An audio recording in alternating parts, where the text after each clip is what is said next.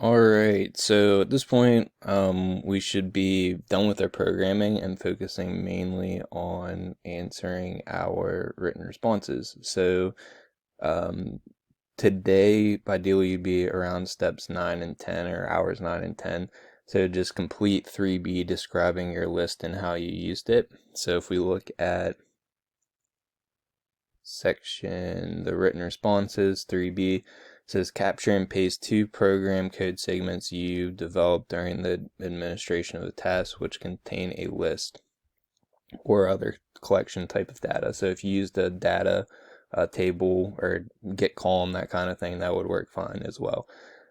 Being used to manage complexity in your program. The first program code segment must show how the data has been stored in the list. Okay, so if we're looking at that one, we would, I believe they have some examples in here. Maybe not. So the first part, though, maybe let's just take a look at. So like if I look at this one, this is from the traversals investigate. I could say that this section here in the middle, where it says var dog names, or get column dog names, that would be where the list is initialized. Okay, so that would work for that. Okay, so I just put that in there for 3B, and then the second program code segment must show how the data in the same list is being processed, such as creating new data from the existing data or accessing multiple elements in the list as part of fulfilling the program's purpose. So I need to show where this list is being used. So if I look for dog names, this variable that we have, well, it's a list called dog names. I'm going to go down through and I'm going to look at where that is being filtered. So let's see.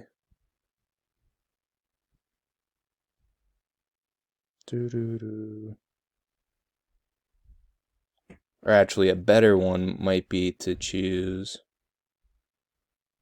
Yeah, so instead of choosing dog names, maybe I want to use dog heights, because if I'm actually looking at this program, they're filtering for dog height, and then they're adding filtered names. They're creating their filtered list based off of the dog height, because that's the main factor when using this list. So actually, if I look at that question, I kind of misled you there a little bit. If I were to do this one for my project, I would pick the segment that I want to show would be the dog height variable list, and then I would show how that is being processed. So I would show where dog height's being initialized, and then I'm going to show where it's being processed down here. So if dog height spot I is less than 16 and blah blah blah blah blah, then it's going to add items to the filtered dog list. Okay, so we can see how that's being used multiple times within this section of code.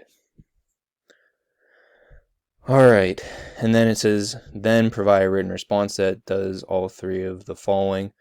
Identifies the name of the list being processed in the response. So I'd say the list that is being processed is dog height. Identifies what data contained in the list is representing in your program. So the dog height would represent the heights of the dogs. Pretty easy, right?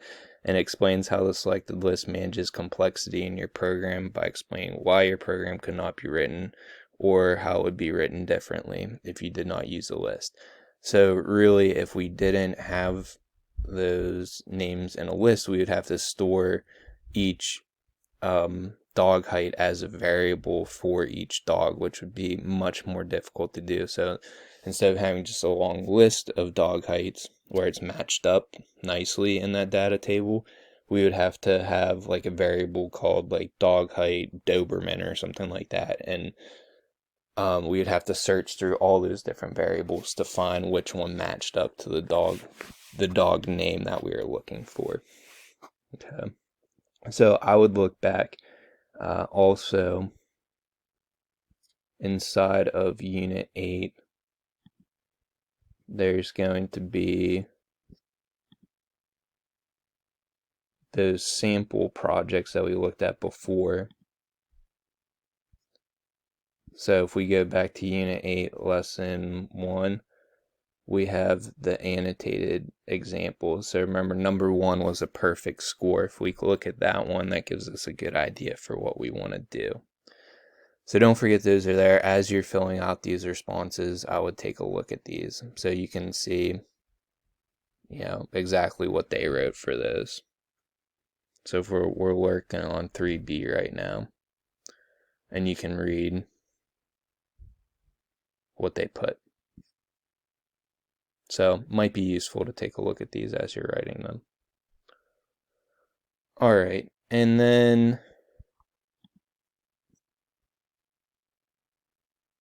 we also want to take a look at 3C today.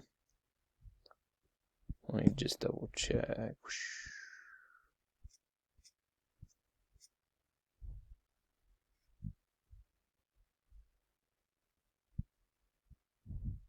Yeah, 3C complete, 3C describing your selected function. So ideally, most of you are probably going to have the same function for 3B and 3C. So your list is probably going to be processed within this 3C function. So if we look at the requirements for 3C, it says capture and paste 2 program code segments developed during the administration of the task. The student developed procedure, which we know means function, implements an algorithm used in your program and a call to that procedure. So this program code segment must be a student developed function that defines the function's name and return type if necessary.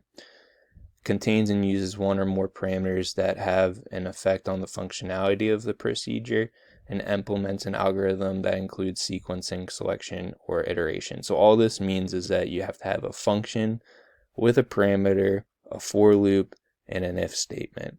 Okay, so if we look at the example,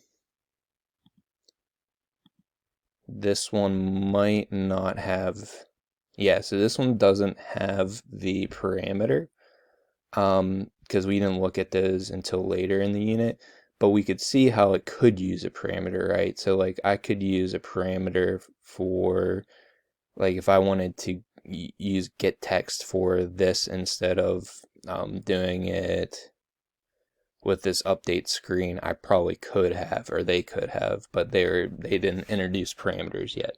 But if I look at the other parts, we can see that we have a for and an if statement. So the only thing that this one is missing is that parameter that we need, but everything else would qualify.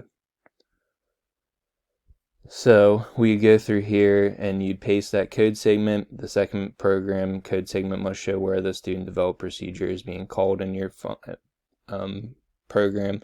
So I'm going to show where it's defined. So I'd include the definition, and then I'd show where this is being called. So where is this filtered function being called?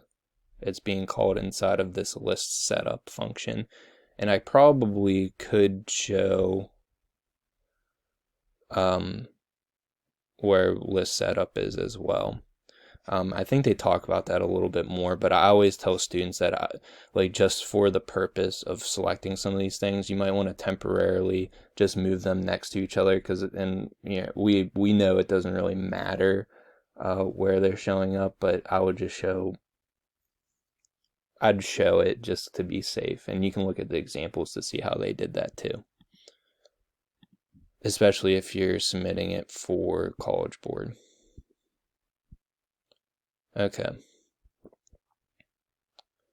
then it says describe in general what the selected procedure does and how it contributes to the overall functionality of the program. So what's it do? Explains in detailed steps how the algorithm is implemented and the selected function accomplishes its task. Your explanation must be detailed enough for someone else to recreate it. So basically, more or less what does it do again, but you need to explain how it does it a little bit more detailed. Okay. Step by step. So the first one is just generally what's it do, and then the next one is step by step. When it receives the parameter that you have, how does it handle that parameter? And that should get you through today. All right, so like always, make sure that you ask questions if you have them, but that should be a good start for working on these questions.